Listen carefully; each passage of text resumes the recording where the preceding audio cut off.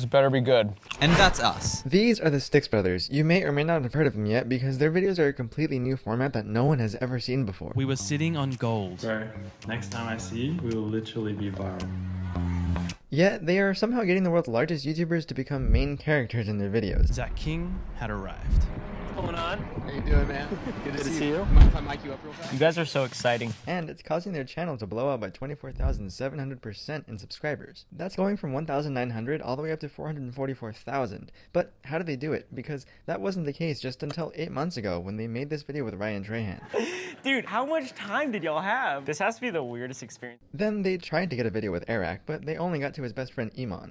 Dude, I got goosebumps watching that. That was... And, well, they failed basically. Then Styx found a format hidden in this video, but it was done best in the one with Mark Rober. And now each video has potential to take off and gets them closer to their biggest goal yet, coming soon. You pull out your phone right now and call. Wow! Every creator's viral format has key factors, and results like this aren't an anomaly, but completely intentional. But will it work, this whole connection of their YouTuber cinematic universe? There's a lot that's happened since last time, so Let's bring you up to speed. The story starts here, driving to a Chipotle date with a man who just shook both our hands simultaneously. He agreed to try get us a meeting with Mr. Beast. They're keeping all of these really cool moments with Ryan Trahan, like as if they're just friends hanging out, which nobody really has that footage. It's almost like they're placing their own ingredients in these videos to get results. Ryan Trahan actually was a legend. Like, he did everything he could straight away. And Mr. Beast hasn't got back to us yet, which is fine. Look at, they're like doing behind the scenes of working hard on their laptops. There's two dudes. This is basically their startup media production. Mark Rober is hiring. We applied for the job as his new short form creators, but really didn't expect anything to happen. What is going on? Bro, tomorrow we have a meeting with Ryan Trahan and then Mark Rober. No way, that's so cool. Hey guys, can you hear me? Yeah. How you going? With the man himself. Wow.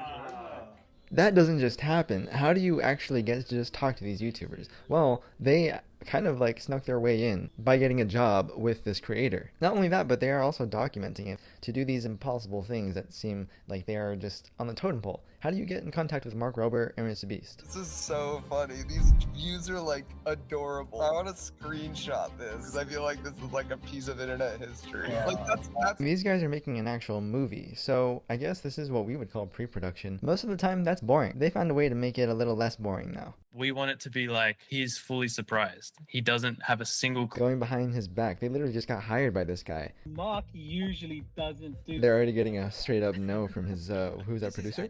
Mark Rober is head of production and right-hand man. If anyone knows if our goal is even possible, it's him. Would he ever go to the movies with you? I mean, I've never told him like, oh, let's go for the movies together. They have to really talk to the right person and to like get this skeeviness going. We kind of snuck in and just got a quick shot of the warehouse before Mark gets back. Yeah, for sure. What he just said easy peasy to was letting us film in Mark Rober's top secret lab. It seems like Luke is their next character for this whole story because they got hired by him, but in order to do this in the most fulfilling way of the story, they need to really let him know that they're getting the details of his life, whether he likes it or not. Probably get you guys while Mark is gone to be able to film in the backyard, like his backyard where he did like the squirrel videos and... This is the weirdest thing in the world. Here's something interesting with your dates. Be here on the 29th. Are you serious? We'll have to work with for the logistics of however we're going to get Mark to where we need him to be. Now that's the kind of confidential information we were hoping for from our inside man. Directly connecting us with Mark's personal assistant. They got the assistant's number. How much more can you ask for? Not only are they introducing characters from the actual team behind Mark Rober, but they're actually showing the pre-production moments of going on this plane, casting the star of the show, which is the replacement Mark Rober. He actually kind of even looks like him. That's all they really need, right? This is Julian, our potential Mark Rober doppelganger, and also the last character you'll need to know before we get on the plane. He was suggested to us after appearing in a viral YouTube video and The great part about it is that he already has some credibility with an Eric video, someone that they've already covered and he's already been in one of his videos. Their past video totally blew up. They are also showing that they are getting this trajectory that they're looking for. I'm gonna give you the best acting performance I could possibly give in my entire life, bro. The Great Crunch Labs heist of 2023. And they are in the actual location where Mark Rober works. This is his company. That would be so creepy, actually. Like, imagine someone breaking into your house. That's basically what they're doing. All of these things are like props from his older videos. These are all connections. Not something only nostalgic for us if you are ever an audience of Mark Rober, but it helps us feel like this is that much more authentic. Except for renting out some camera equipment, because they are filmmakers. That's their entire thing. They're trying to make a whole blockbuster type of movie, but on YouTube. But this footage isn't really so much as entertaining as it is informative. But it is cool to see everyone really, really hyped up to make this thing. We found Geraint's long lost cousin. Geraint, I'm coming for you. I think now that we have our Mark Rober, And they found the exact thing that they needed. Wow. It's a perfect setup. He knows how to perform on camera, and now he looks like the guy too with the outfit. This is Mark Rober. We just got word that Mark's PA is finally free to chat, which means we'll finally get some clarity on Mark's attendance to his own premiere. Hi, how are you guys? Good. Have we called that an okay time? the reason We don't know if they're actually going to meet Mark Rober yet.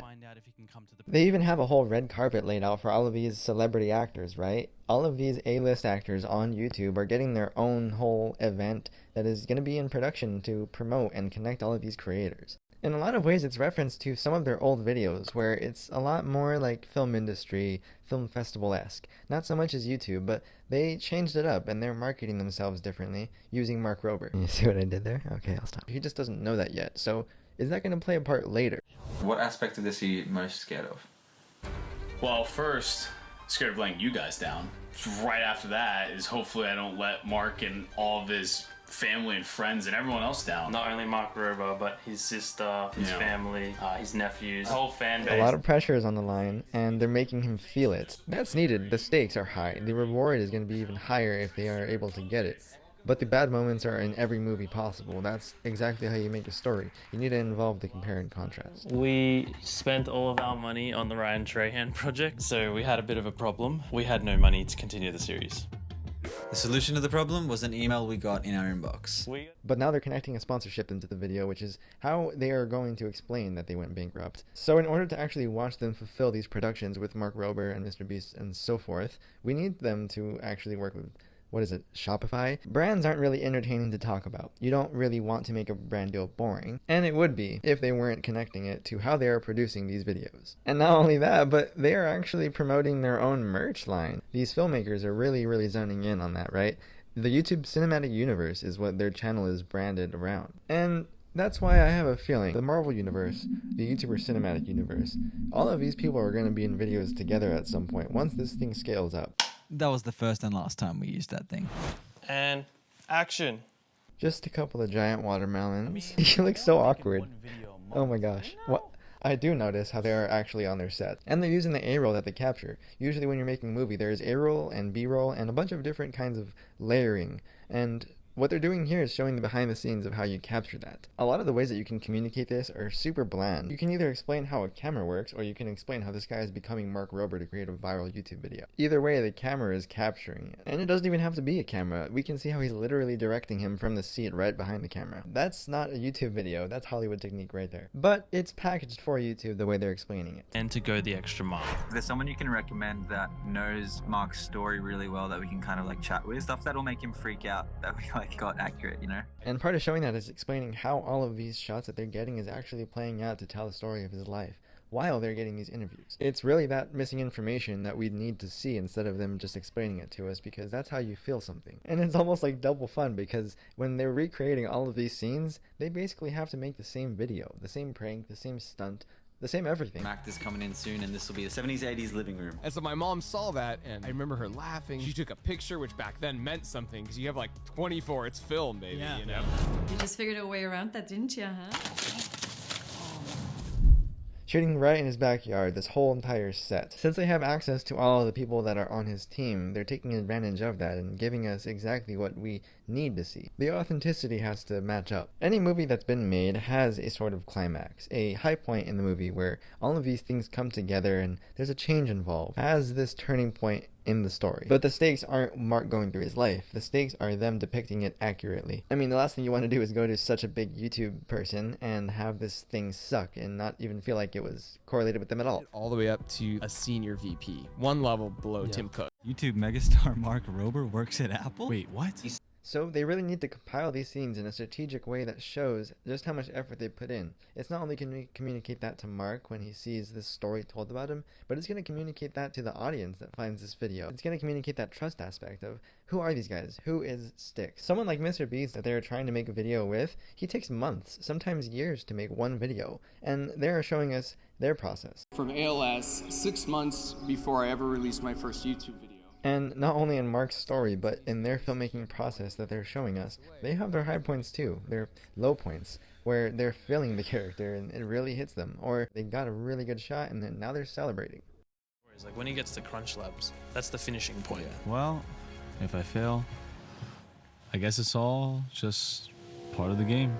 Those are all the little wins, the supporting details of how each segment is involved in how they're doing this. Like in the beginning of this video, when some of the people that they were talking to didn't really seem like they were going to be that helpful. Mark usually doesn't do stuff like that. He'd much rather know beforehand. This is Addy, Mark Rober's head of production and right-hand man. If anyone knows if our goal is even possible, it's him.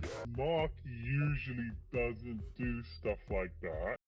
This is the first time you've really seen it, right? There's a whole thing where in their office they have this cannon where they shoot and you can win money just if you hit a target. So not only have we been involved as an audience in creating the movie, we're involved in keeping the secret from Mark. We're about to invite a patron to the premiere. This is sick. Braden, and it's his birthday. I want to invite you to the next premiere. This is how multi-layered they are telling their own stories. I'd love to go. Yeah! Thank you guys. Bringing in a fan when you are not such a big creator yet, that's literally a key factor in terms of how you can create loyalty between you and your audience from the get-go. If you can afford to do these things, these are all a part of the formula that help people understand where you're coming from, how you're doing it, and where your ideas are going to work, as well as why they should listen. 3 different things. Being in a video, watching a video about a creator, and being around that creator. It's a lot of value being added to one person. And all these guys are getting is, a whole YouTube video and a lot of debt. I know you guys haven't hit 100K yet. Oh my. That is where Mark Rober's gonna park. We are at Icon Theaters. Shout out to you guys for helping me. That's how you know. Their support system is being shown on camera. All of those moments can seem pretty mundane and really could be cut out at the end of the day. But in this case, it's needed because who are these guys? Well, there are a couple of guys that some people believe in. Not even a hi, just hand him the mic, why don't you? He looks nervous. What the crap is that? Part of why I personally love this format is because I love going to the movie theater. Oh wait, you hired someone to be me. We're here to see my movie. As much as I'm saying I am shocked, I am pretty stoked about this. It's really nostalgic. It's fun to do this. Getting popcorn, going with your friend or going with your family, and seeing a nice experience on the big screen. They know that we have been waiting to see Mark Rober just casually walking through the theater. How many one of us would want to go sit down with our favorite YouTuber in a movie theater and just have a good time? We get to see if he cries, laughs, or hates it. I would have finished half of that before the movie started, to be honest. You're recreating these past techniques that this person has already performed, and you're doing it in a surprising way to them that they would not expect. It's almost like they're experiencing it again for the first time. That's actually something that really hit him on a personal level. And I think he respects them now that he's actually seen what they can do. Is Mark going to help them out with this?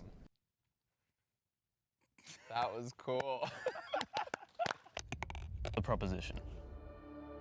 We'll put your name in the credits of the Mr. Beast movie. If You pull out your phone right now and call Mr. Beast. He doesn't seem mad or anything. He's not immediately rejecting them.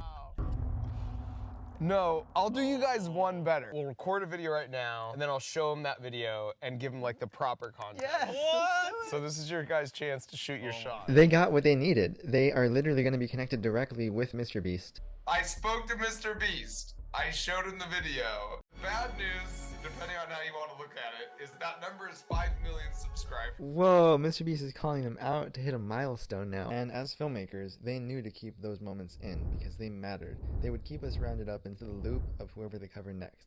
And that's why this format worked.